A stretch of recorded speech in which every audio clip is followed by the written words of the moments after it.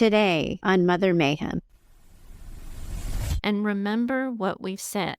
Sufferers have this broken lens, so they can find themselves reacting to perceived abandonment or perceived rejection when the other person actually isn't doing either.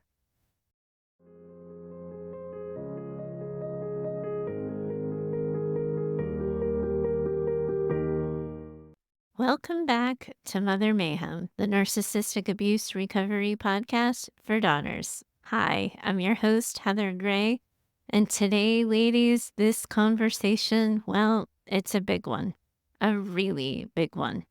To say that I have spent hours on it is likely, in all honesty, probably an understatement. To say that I'm nervous to be having this conversation with all of you is also an understatement. This is a crucial conversation. It's so important, and I have worked really hard to get it right. Today, I'm introducing you to our letter writer, Melissa.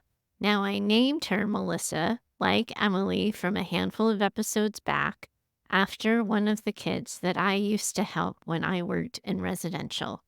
And before I say any more, I need to talk directly to Melissa, our letter writer, and remind her that we have a plan. She and her therapist are going to be listening to this episode together. In fact, they will both have listened to it before any of you. I pre-released it to them so they could be together when they listened to it. And Melissa's therapist, I've named you Mary. Mary was the name of my therapist who helped me make sense of my mess, and I know that you are Melissa's Mary. So, Melissa, this is where I remind not just you, but now everyone who's listening in, that this conversation is a lot. You're in a supportive environment, and anytime you want to stop the conversation, you just need to tell your therapist. If you need to leave the room, you can, but remember the agreement you signed to check back in with Mary regularly. You have all of your comfort items with you, and you have all of the skills you've learned so far, and you have me. You now have this community of women around the world who already believe you. They're holding you, they're rooting for you, and we believe you. Mayhem's got you, Melissa. We have you. Now, Mayhem listeners, this is where I remind you that this conversation is a lot. You probably already got that in this little preview. We came up with a care plan for Melissa, and I encourage you all to create a care plan for yourselves. This episode, it's a lot. I imagine it's going to be a long one. You're going to feel for Melissa, and there's parts of it that are likely going to make you feel for yourselves. All of this is okay, but I am trusting you here to take care of yourselves. If today is not your day, skip it. If you get dysregulated, pause and walk away. Give yourself permission to not even come back to it. Use grounding techniques. This is a trauma recovery podcast, and we aren't talking so much about trauma today as we are talking about what can happen to some people after traumatic childhoods. We're talking about what Melissa struggles with, and I know she isn't the only one. Melissa has been diagnosed with borderline personality disorder, and I concur with the diagnosis. Melissa reached out to me right when she was diagnosed and asked me for help in understanding her diagnosis. I responded to Melissa that I wanted to help, but I couldn't unless she gave me permission to connect with her therapist. I wouldn't talk to Melissa without the permission of her therapist. It turns out that Mary wanted to have that conversation with me too. She asked for a consult with me on Melissa separate of the episode, so that's what we did. I've consulted with Mary a couple of times and also with Mary and Melissa together.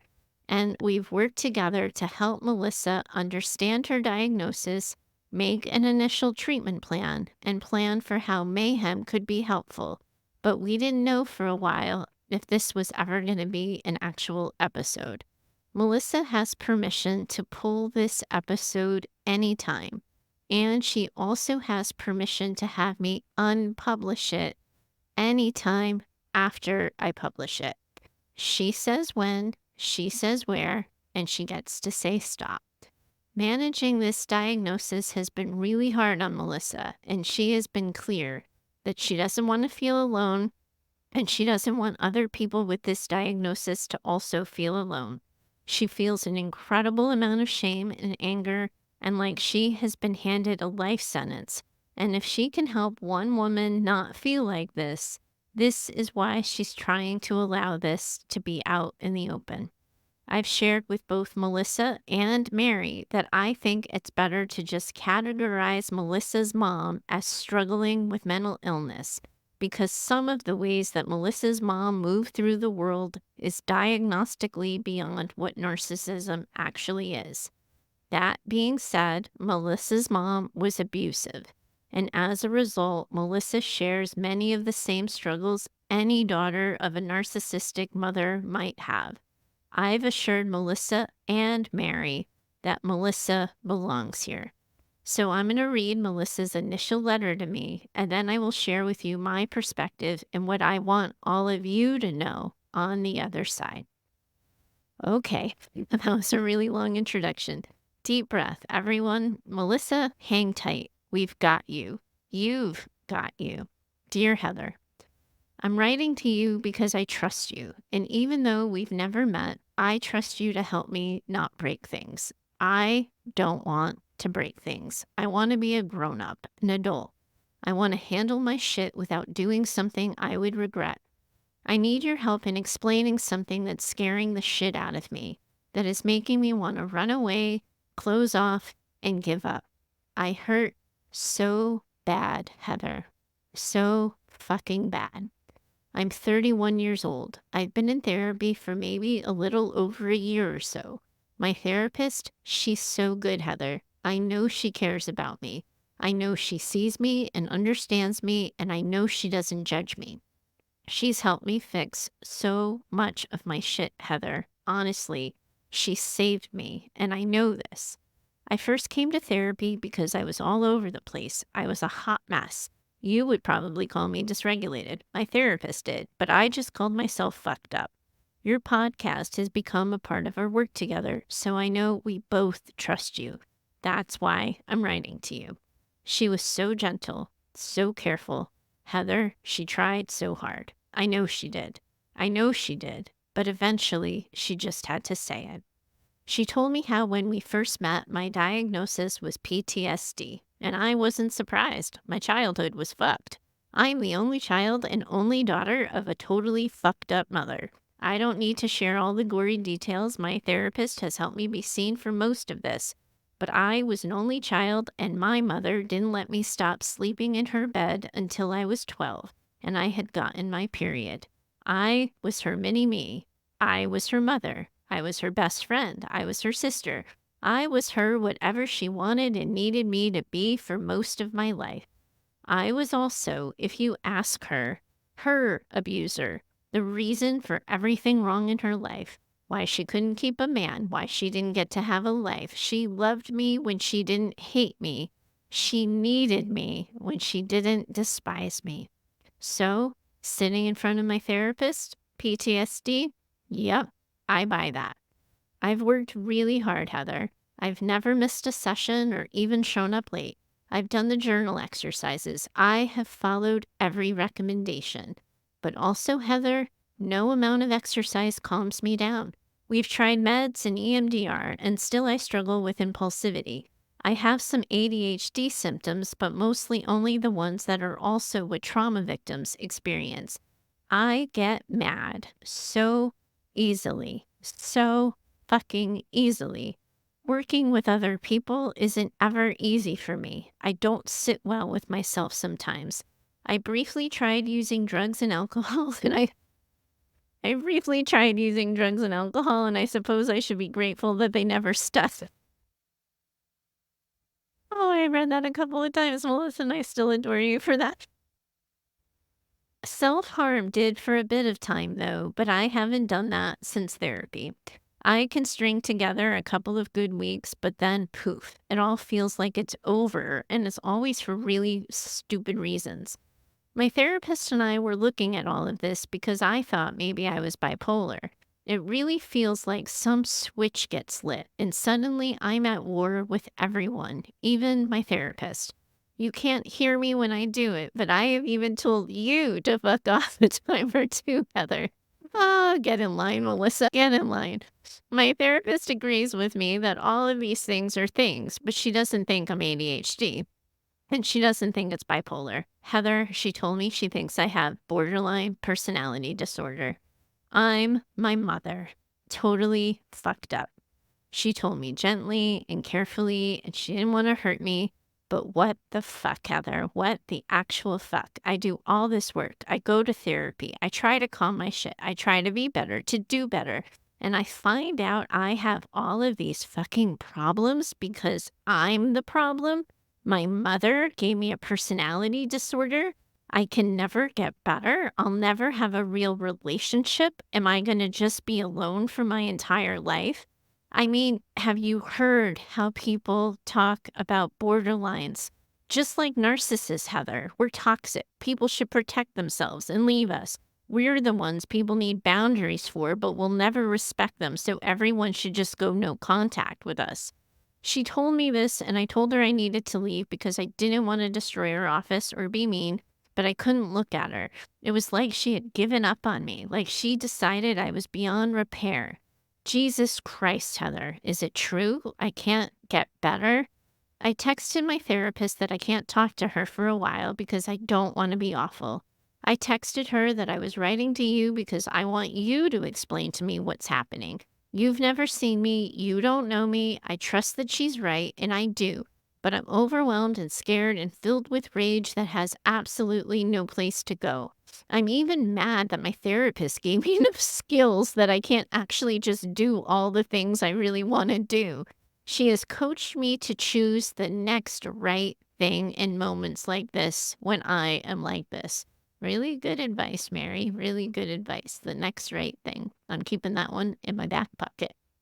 I have decided the next thing is writing to you and asking you to help me understand what is happening to me. I know my therapist tried. I know she did, but I just can't look at her right now. It hurts too much. I can't bear to think about what she thinks of me and what it must feel like for her. She must think she wasted her time. Like I am now someone she can't ever help. Heather, please, what does this mean for me? Can I really never get better? Okay, deep breath, everyone. We got through it. Deep breath. Melissa, this is your reminder that you can stop listening. You can pause, you can take a break. It always goes true for everyone who's also listening. This is also your reminder, Melissa, that there are no sucker punches coming here.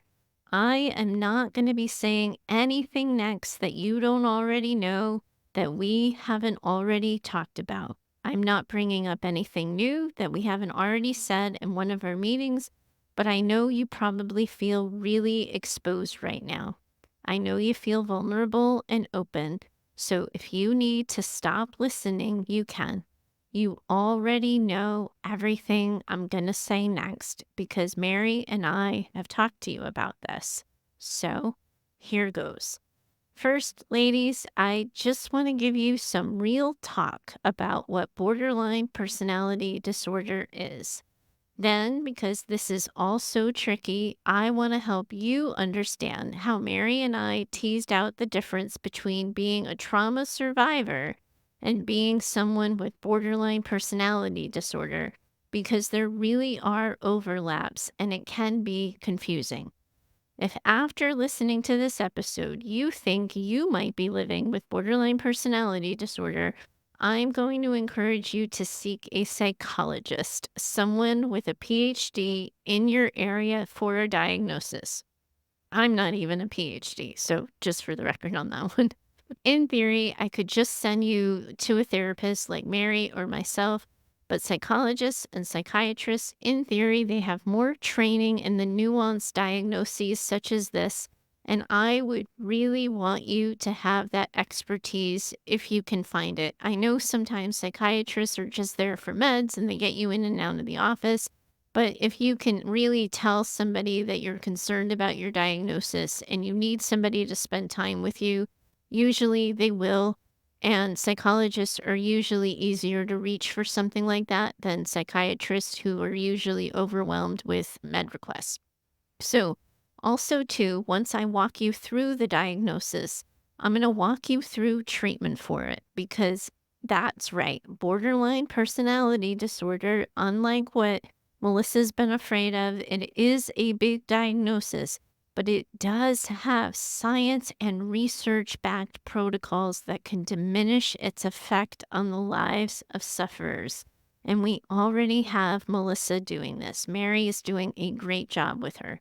And one of the great things about this protocol is that it can actually help anyone who survived trauma but doesn't necessarily have borderline personality disorder to be more regulated in their bodies. So, first up, what are we talking about when we're talking about borderline personality disorder? First, I need to remind you guys of what I talked about way back at the beginning in those first episodes I did of this show. So we're going back more than a year ago at this point. I told you how personality disorders make it so sufferers look at the world through a broken lens. You've heard me say that your moms look at the world through a broken lens. A personality disorder is a type of mental health condition where a person's thinking, feeling, and behavior patterns are significantly different from what we would expect in some circumstances. These patterns can be long lasting and they often cause problems in relationships, work, and all other areas of a person's life. People with personality disorders might struggle with these patterns even when they cause difficulties because these behaviors become so ingrained in them. Plus, they see the world the way they see the world, and it can be really hard not to react to that. Borderline personality disorder, which you'll hear me in this episode talk about and refer to as BPD, is a mental health condition that can affect how sufferers feel about themselves and the people around them. It often leads to problems with emotion regulation, relationships, and self image. And here are a few factors to help you understand it all a little bit better. People with BPD struggle with controlling the dial on their emotions. They often experience feelings really intensely, and their feelings can quickly vacillate from being fine or okay to being angry to being crying and then feeling out of control. So, the core driver for someone with BPD is a deep fear of being abandoned or being left alone. This often leads to intense efforts that are designed to avoid being alone. It also leads to intense reactions when someone with BPD perceives that they might be abandoned or rejected. You'll hear of relationship dynamics when someone has BPD as being quote unquote toxic. This is often because the person with BPD is often reacting to or anticipating rejection or abandonment. And remember what we've said. Sufferers have this broken lens, so they can find themselves reacting to perceived abandonment or perceived rejection when the other person actually isn't doing either. Relationships of all kinds can be really hard and rocky for someone with BPD because those intense emotional reactions happen and live inside their bodies. Those living with BPD tend to see things in these radical extremes. Something or someone is all good or all bad. This combination can make it really hard for those people living with BPD to have healthy, stable relationships because the person with BPD will often choose behaviors that disrupt that connection. Those who struggle with BPD, they know they're frenetic, they know they're reactive, they can see themselves and their reactions, but end up feeling so out of control of them. This then makes them feel crazy, and Melissa talked to us a lot about that. They often have a long history of these makeup or breakup disruptions in relationships in their lives, and they know they are the common denominator. They know this, but they feel out of control of it, and then that creates a deep sense of shame. That intense shame spiral then triggers more emotional dysregulation and more acting out behavior. This makes for a really unstable sense of self for those people who are living with borderline personality disorder. It becomes an all or nothing world for them. Things are good or they're bad, and there's no middle. Sufferers often lose sense of themselves. They don't know who they are or what they want in life, and then that can sometimes lead to chronic impulsivity. So that you might see somebody who lives with borderline, they might have a lot of different changes in their jobs, in their relationships, in their goals, or in their values. The extremes and the volatile thinking can lead to volatile or impulsive behavior. Someone living with borderline might find themselves, for example, having a spending spree.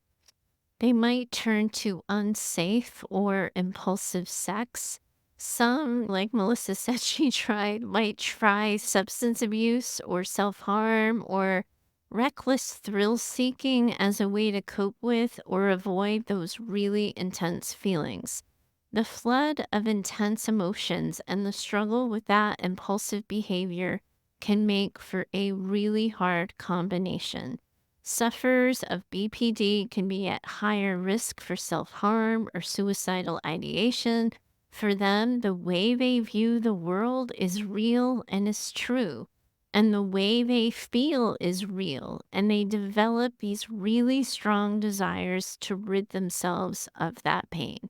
And I'm going to talk more about this in a bit, but most sufferers of BPD do have trauma histories. So it's not like their thoughts and feelings are entirely in their imagination.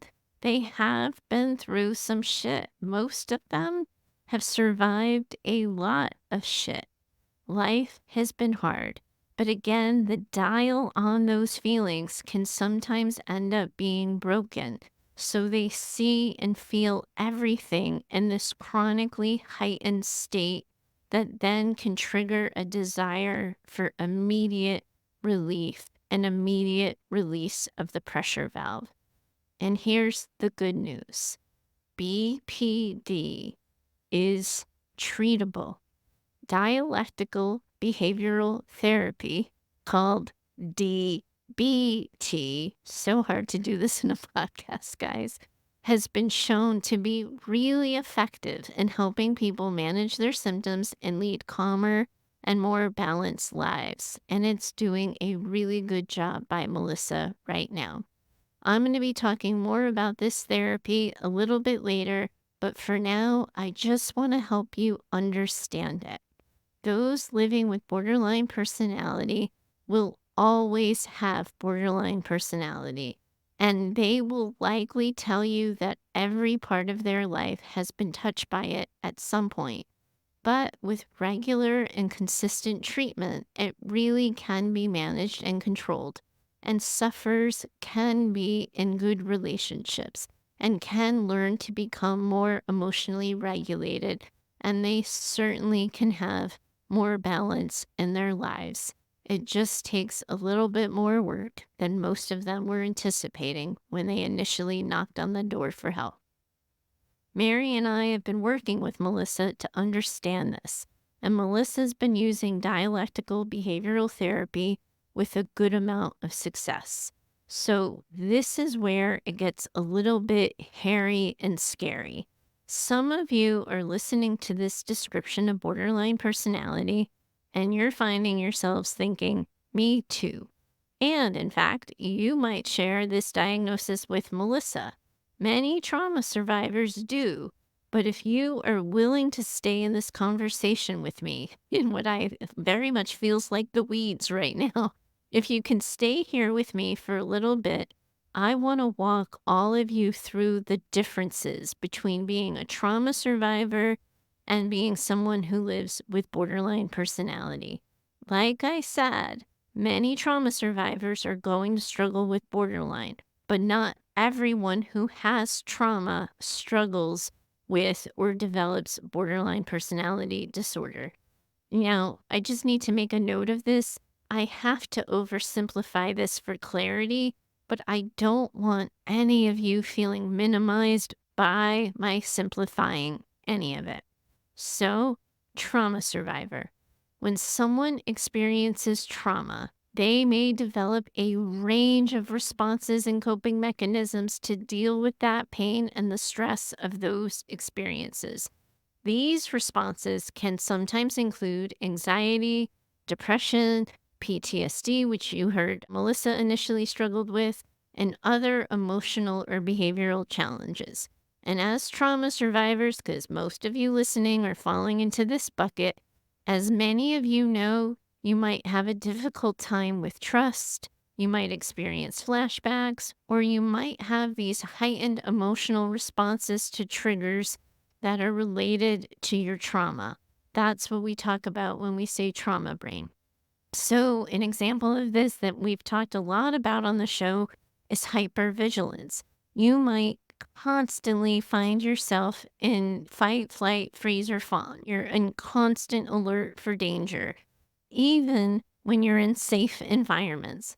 You might feel really anxious in crowded places because you fear something bad might happen.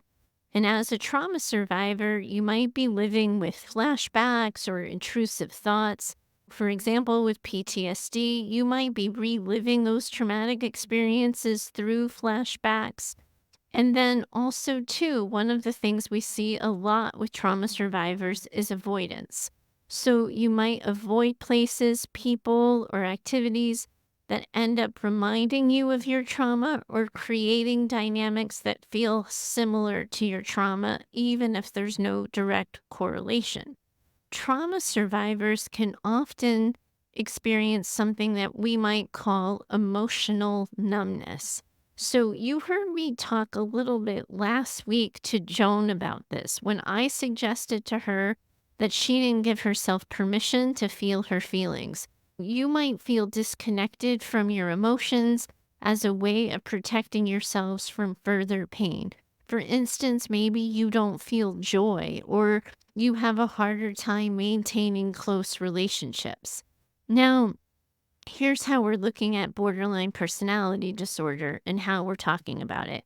BPD is a specific mental health condition that includes certain patterns of thinking, feeling, and behaving that I just walked you through at the beginning of the episode.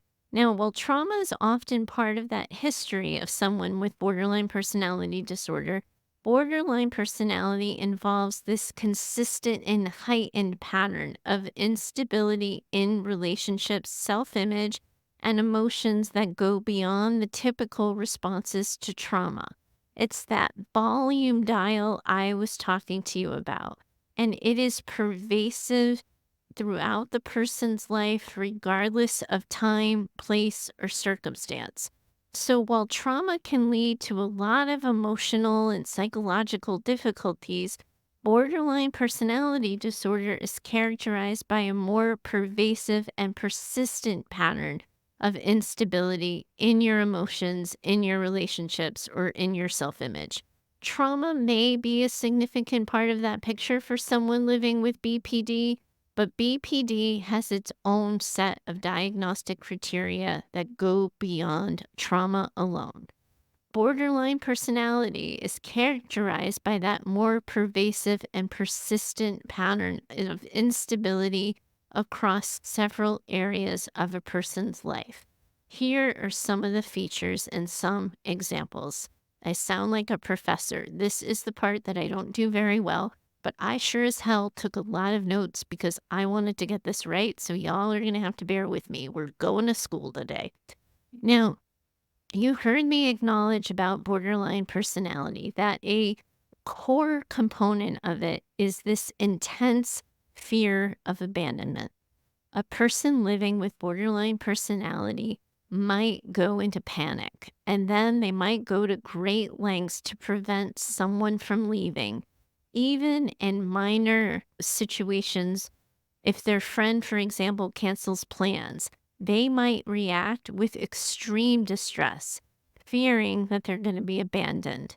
This becomes a breeding ground for really unstable relationships. Because for someone living with borderline personality disorders, relationships might swing between seeing someone that they're connected with as perfect and then quickly devaluing them as terrible as soon as they get a whiff of abandonment or rejection. So, someone living with borderline might see a friend or a partner as the best person in the world one second, and the next they might be perceived as utterly uncaring due to a real or imagined disagreement. A person living with borderline might struggle with a fluctuating sense of identity. Someone living with borderline often reports that they themselves feel different within themselves from one day to the next. That's why you heard Melissa say that she felt like maybe she was bipolar. Because what happens for folks is their goals change, their values change, their opinions about themselves change, and they go in that same extreme from angel to devil. This is what leads to that impulsive behavior that we were talking about. Then, as you can imagine, someone who struggles with borderline personality is going to live with that emotional instability. The way they perceive the world combines with the way they react to their world. And then those perceptions create these rapid and intense mood swings and behavioral changes. So that creates this scenario where someone living with borderline personality could feel euphoric in the morning and then deeply sad by the afternoon and then enraged in a full-on rage storm that same night, often triggered by minor events or nothing in particular. Those living with borderline often in tandem with this, because it's probably my armchair view of this, because they have all these extremes and they're high and they're low and they're in and they're out. All of that together ends up making someone living with borderline feel chronically empty. They don't know themselves, they don't like themselves, and that makes for a pretty messy combination where the person living with borderline might end up choosing impulsivity as a way to fill that void or distract themselves from that emptiness. Those are the feelings that can lead to the impulsive self-harming. That's what leads to impulsive conflict, starting conflict in relationships or disrupting activities or behaviors. You can see the overplay, right? You can see why Mary and I had a hard time teasing this out for Melissa, because she is a trauma survivor and trauma survivors experience some of these things. But for Melissa, the dial is turned up and it's more. And it's, in her words, the way she describes it, always something. So we're going to walk through the key differences. Again, we're sticking with psychobabble language here. I always try to make this show as approachable and as accessible as possible. But this is important because Melissa is not the only one connected to this show who is connected to borderline. I just know this. I've always known it, and this has been a conversation we've needed to have, and I'm just endlessly grateful to Melissa for her bravery, for showing us this. But it's also, as I said at the beginning of the show, really important to me that I get this right. So we're going to use psychobabble language so we can all get on the same page.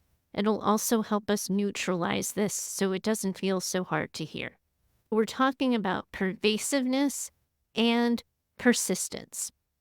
Trauma responses often are going to relate to specific events that fluctuate based on triggers and stressors. Borderline personality disorder symptoms are more consistent and pervasive regardless of where in the life we're talking about and regardless of specific triggers or circumstances. This creates a pattern of instability across the board through every part of someone's life who lives with borderline personality. There's also these intense personal relationships. Trauma survivors, you know this. You might have trust issues yourselves, difficulty in relationships, but this is going to be tied to your trauma. And when you do those trust building skills and we work on getting you into wise mind, you will find that that works for you, that you can thank trauma brain. How many times have we talked about this, right? You can thank trauma brain for coming to the table, but you can say it's not necessary here. We've got you. Someone living with borderline, no matter how many times they bring wise mind to the table, might not ever be able to get into wise mind. They experience this broader instability inside their relationships. They experience this random intensity inside their relationships. And they often experience these extremes between getting really, really close and intimate with someone and then extreme distance and independence, regardless of any circumstance that triggered that. So, what happens and what it can look like inside a relationship if you're on the receiving end of somebody who's living with borderline is they think you're the angel one day and then they think you're the devil the next. But if you're living as someone with borderline personality, someone you've really come to care about, you can think they are the best person ever and so important to you and a part of your life and all of these things. And you can put them way high on that mountaintop. And then suddenly a thought can flash across your face or head or in circumstance. You can observe something that feels even slightly off and slightly inconsistent. You can imagine that person's leaving you and then they're awful. And then they're the people who have already left you, and they're the people who have already abandoned you, and they become in your mind the devil, even though you loved them the day before. If I tried to get people to dial in, quantify and qualify whether or not they're people who struggle with trauma or they also struggle with borderline personality, that difference in perception, that wavering in perception is a really good way to measure where you might be on that line. Now, the next place that someone with borderline personality disorder is going to suffer is in their sense of self. And that mimics what we just said about relationships, where trauma survivors, you know this. Any listener of this show at this point has likely struggled with self esteem, a sense of identity that has been a direct result of their trauma. Individuals who are living with borderline personality disorder, you all have a more profound and pervasive instability in your sense of self. So you don't feel like you have a consistent sense of identity. Now, Melissa and Mary can tell you that at first, trauma therapy really worked for Melissa. She was able to understand herself more and she was able to learn how her mom was affecting her. But she would tell you that she experienced chronic dysregulation. There was a humming in her head that made her feel ready to pounce, react, protect, and defend. And at first, she and Mary just put that off as trauma brain, but it wasn't diminishing. It was, as I would define it, treatment resistant, meaning that Mary and Melissa were both working so hard to help Melissa, but still Melissa was struggling with these really intense mood swings that had little to do with situations at hand. Melissa would also tell you that she thought trauma work made her worse. And this made a lot of sense to me. After all, trauma work often involves digging into painful and deeply buried emotions. as these emotions come to the surface, the coping mechanisms for trauma that have existed for you guys and have worked for you in some way, shape, or form, like people pleasing or perfectionism, they may no longer suffice to manage the intensity of the feelings. This leads to more borderline like behaviors. So, trauma therapy often brings up these unresolved issues, and that leads to that increased instability, the mood swings, and the fear of abandonment. Those become the key features of borderline personality disorder. And this can result in more noticeable borderline symptoms as the person processes their trauma. And as you all confront and process your trauma, at some point you might experience an increase or a worsening of symptoms.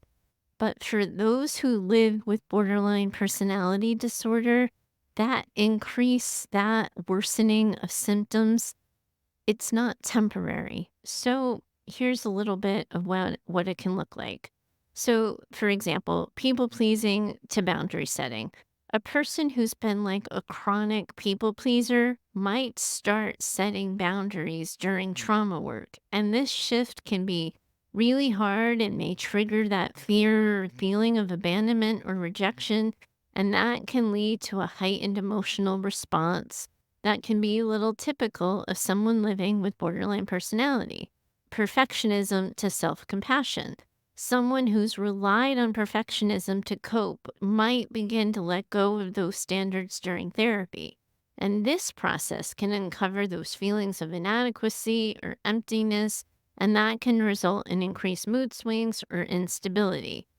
Now, what you all heard in Melissa's letter was shame. After all, she was pretty savvy to how people living with borderline are talked about, because at one point she and Mary had wondered if her mom was borderline, and Melissa knew how she had talked about her mom. It was awful for Melissa to think of her own self that way. Because, let's be honest, when borderline personality disorder is being talked about in regular everyday, those with the condition are often described as overreactive, sensitive, needy, manipulative, toxic. Their behavior is commonly labeled as attention seeking. But what Melissa will tell you is that it feels like her body is on fire, like she will lose everything, and it's all about to blow. And then, as a result, she acts out. It's that acting out behavior that can create intense emotional reactions for those on the receiving end of that kind of treatment. So you can see how that shame spiral starts to get fueled. Now, I recommended to Mary that Melissa start doing some dialectical behavioral work. That approach is way less process oriented. It is simply focused on emotional regulation skills building. We're not talking to Melissa about what she thinks or what she feels because we're acknowledging that her lens on most things tends to get skewed. And we don't want to water the garden of her broken or exaggerated perception. Instead, we have Melissa learning regulation skills that are going to be helpful for all of you listening, regardless if you have borderline personality disorder or not. And if it's okay with you, I would like to just bring this back to Melissa now, because she and Mary have been doing some work on getting her out of the shame spiral. So Melissa's now in a DBT skills group, and it's been really good for her. It helped Melissa connect with other women who are also struggling with emotional regulation. It's helped her realize she's not alone, and she's coming to see how her struggles are a direct result of her trauma. She thought she was traumatized because she was borderline personality disorder and her mom just couldn't handle it. And now she's understanding that because of her mother's treatment toward her and because of her mother's abuse or neglect, she ended up developing these borderline tendencies. And now, Melissa, I would like to talk directly to you. Your letter and your participation in this intervention has saved lives. I know it. You're not the worst things you've done. You are not the worst things you've said. You are not the worst things you've thought. And you are not the worst things you've felt. You went through a hell of a lot. Your opportunity to develop a healthy and normal way of moving through the world was significantly interrupted. But there is a reason to feel hope. You saw Mary and you stuck with her, and you have worked hard not to destroy that relationship. You've held accountability for how you have hurt yourself and others in the past, and you keep showing up for yourself. Even when you fuck it all up and make a real mess of things, you are someone who comes back for the cleanup. And I have so much respect for that. I have so much hope for you and for your future. And I know you and Mary are going to keep doing really, really good work together. I know you're going to start making healthy connections. I also know your struggle, and I know you'll hurt, and I know your path isn't clear, and you might, in fact, at some point break things again. But I have seen your heart. I have seen how hard you want to overcome. I have felt your concern for me and your ability to care for Mary. I see you, Melissa. I see you. This wasn't your fault. You didn't deserve it. And it, for sure, will not define you. You are helping so many women by sharing your story, and I hope you feel them rooting for you. I hope you feel them cheering you on because I know they are. I know they are. Mary, therapist to therapist, you have done one hell of a job. You have so much to be proud of. Your commitment to Melissa, your fierce protection of her, and your vulnerability with me. You weren't afraid to not know the answers, and you were willing to share your questions with me. I want you to know that I think you're exceptional. You, Mary, are a true talent. Melissa and your clients are so very lucky to have you. Take good care of yourself. You are working so hard. I believe in you too, and in what you're doing for your clients so very much. To all of you daughters listening in, thank you for sticking with us till the end. This hasn't been an easy conversation, and I hope you recognize the hours of effort that have gone into it. This is the nature of the work we do, and I am committed to doing it. If you find value in conversations like this and my dedication to them, I invite you to support the show by becoming a sponsor. You can do this by purchasing simple scripts for saying hard things. It's a resource I created to provide you with the words for the difficult conversations you might have to have in life, love, or work. And you can find a link for this in the show notes. You truly, truly are a community of women around the world who are in this together. And as Mary and I have decided, a community of therapists too. We for sure are in it with you too. Bye for now. I do hope you enjoyed today's conversation. If you have a question you'd like me to consider for the show, please do email me over at heather@daughtersnpd.com.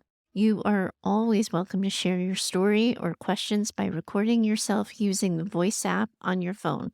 For best recording quality, please do record directly into your phone without using headphones or Bluetooth speakers. We're building an incredible community as well over on Instagram, and I'd love to see you over there too. You can find us at Daughters NPD. Lastly, if you love what you've been hearing here on Mayhem and have found the show helpful in your own trauma recovery, please do consider becoming a Mother Mayhem sponsor by purchasing simple scripts for saying hard things. It's a resource I created that provides the right words for the hard conversations, and it covers life, love, and work. You'll find a link for that in the show notes.